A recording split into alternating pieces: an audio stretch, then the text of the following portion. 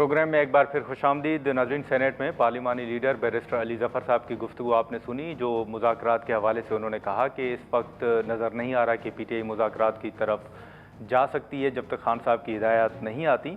आज जैसे हमने कौमी असम्बली में बिलावल साहब की स्पीच का जिक्र भी किया, इसी पर हम गुफ्तगू करेंगे। बैरिस्टर दानियाल चौधरी साहब हमारे साथ मौजूद हैं।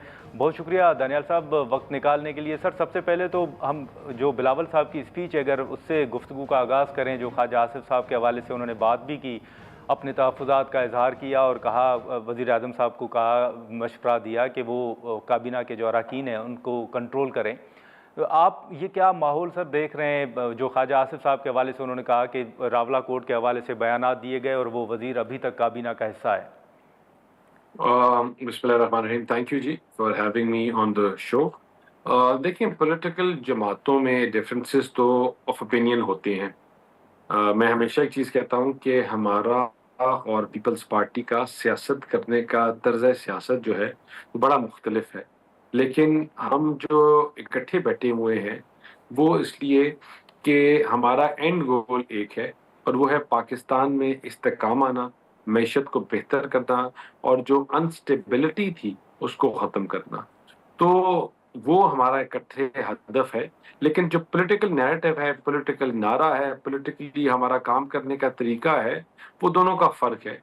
तो जब ऐसे आप एक डिफरेंट माइंडसेट के 2 लोग इकट्ठे हों, तो वहाँ डिफरेंस ऑफ ओपिनियन हो सकता है, लेकिन इट इज़ नॉट देयर कि हम उनको नीचा दिखाने की कोशिश कर रहे हैं या वो हमें नीचा दिखाने की कोशिश कर रहे हैं। We have 2 different school of thoughts, और अगर डिफरेंट स्कूल ऑफ थॉट्स ना होते, तो फिर हम मर्ज करके एक पार्टी होते। क्योंकि हमारे डिफरेंट स्कूल ऑफ थॉट्स हैं, हम अलग काम करते हैं, अपनी आइडेंटिटीज़ हैं, और पार्लियामान में पाकिस्तानी लोगों के लिए हम इकट्ठे बैठे हुए हैं। तो ये हल्की-हल्की जो ठक-ठुक है, ये तो फिर लगी रहती है। ये जमहूरियत का हुस्न है। अच्छा अच्छा, लेकिन सर उन्होंने साथ में जो हमेशा कराची के हवाले से बात होती है, आज बिलावल साहब ने उस हवाले से भी बात की और कहा कि मुस्लिम लीग नून जो है वो बल्दियाती इलेक्शन से खौफज़दा है। साथ में उन्होंने ये मुतालबा किया है कि 90 रोज़ के अंदर पूरे मुल्क में पहले आप बल्दियाती इलेक्शन करवाएं, उसके बाद फिर अगर आप आइनी तरमीम की तरफ जाते हैं तो आइनी तरमीम से पहले मुस्लिम लीग नून जो है वो मुल्क में बल्दियाती इलेक्शन करवाए। आप समझते हैं कि सर वाकई मुस्लिम लीग नून को कुछ तहफ़्फ़ुज़ात या कुछ खदशात हैं बल्दियाती इलेक्शन के हवाले से? देखिए, हमें कोई तहफ़्फ़ुज़ात या बल्दियाती इलेक्शन के ऊपर हमारे कोई रिज़र्वेशंस नहीं है। हम बेसिकली जो कराची के लोग हैं और इनकी जमात के सीनियर लोग हैं, हम जब बार-बार इस चीज़ को उजागर करते हैं, तो इसलिए करते हैं कि जब हम उन सारों की हालत देखते हैं, किसी का कमर का दर्द निकला हुआ है, किसी का बाजू का, उनकी रोड्स, इंफ्रास्ट्रक्चर का बुरा हाल है, तो हम इनकी भलाई के लिए बात करते हैं, ना कि कोई खराबी करने के लिए। तो अगर एक अच्छा निज़ाम आ जाए, तो अच्छी बात है कि लोगों की रहनुमाई होगी और वहाँ लोगों की आवाज़ बन सकेंगे। जो लाइटों का शहर था, वो वापस लाइटों का शहर बने, और उसमें जो चीज़ें खराब तर खराब हो रही हैं, वो ना हो। लेकिन सर दानियाल साहब वो तो ये भी कह रहे हैं ना कि कराची पर तनकीद होती है तो चलें, वहाँ तो कोई निज़ाम भी है। पंजाब के अंदर तो बल्दियाती ना इलेक्शन हुए हैं ना कोई सिस्टम है। तो हम जब अमेंडमेंट्स की बात करते हैं, तो हम इसलिए बात करते हैं कि आपके आइन में तय्युन हो जाए बल्दियाती निज़ाम का टाइम फ्रेम, उसके पैसे को ट्रिकल डाउन करना, वो एनएफसी में पैसा कैसे नीचे तक पहुँचेगा, उसका मैकेनिज़्म कैसा होगा, उसका तरीक़ाकार क्या होगा, उनको पैसे कहाँ से आएँगे, उनकी तो ये तमाम चीज़ें जो हैं जिनमें क्लैरिटी चाहिए।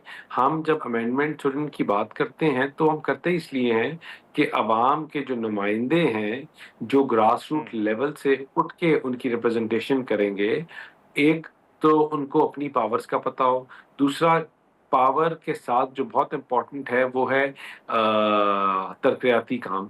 तो डेवोल्यूशन और डेलीगेशन ऑफ पावर जो है, ये 2 कॉन्सेप्ट हैं जो 18वीं तरमीम के हुस्न थे।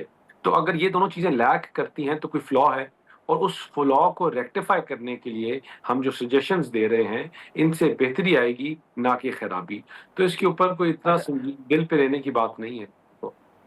अच्छा अच्छा, दानियाल साहब एक जो कौमी असम्बली ने बिल मंजूर किया है, आपने देखा है कि उस पर बड़ी बात हो रही है। टेलीकॉम जो पीटीए के हवाले से बिल है, टावर्स के हवाले से, उस पर अब पीपल्स पार्टी जिन्होंने कौमी असम्बली के अंदर ये बिल मंजूर हुआ, अब वो یہ کہہ رہے ہیں کہ سینٹ کے اندر اس کو منظور نہیں کرنے دیا گیا، وہ اپنے تحفظات کا اظہار بھی کر رہے ہیں۔ اب اس پر بڑی ایک کنفیوژن بھی ہے، آپ نے دیکھا ہوگا سوشل میڈیا پر بھی بات ہو رہی ہے۔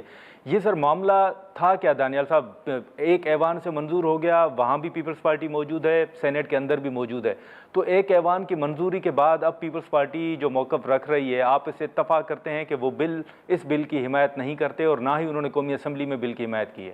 دیکھیں، شزا میری بہن بھی ہے، دوست بھی ہے اور کلیگ بھی ہے، جو ہماری آئی ٹی منسٹر ہیں۔ ان کی بڑی دن رات کی جی محنت ہے کہ آپ کے آئی ٹی انڈسٹری بہتر ہوئی۔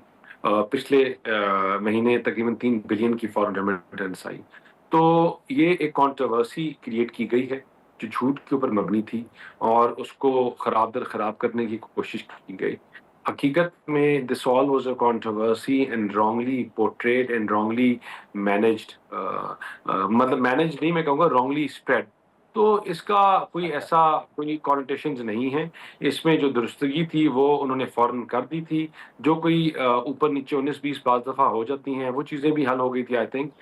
تو اس میں کوئی خاص پولیٹیکل مائلیج بنتی نہیں ہے۔ یہاں ہمارے اپنے ہی کچھ لوگ جو ہیں وہ سازشیں کرنے میں بعض دفعہ لگ جاتے ہیں، لیکن آپ کو میں ایک چیز بتاؤں کہ وہ بڑی کمپٹنٹ اور بڑے ایفرٹ پٹ کر کے ان چیزوں کو ٹھیک کر رہی ہیں، دیکھ رہی ہیں، اور انشاءاللہ جو آئی ٹی کا نظام ہے، آئی ٹی کا سیٹ اپ ہے، آئی ٹی کی چیزیں ہیں، وہ ہر آنے والے دن میں بہتر ہوں گی، خراب نہیں ہوگی۔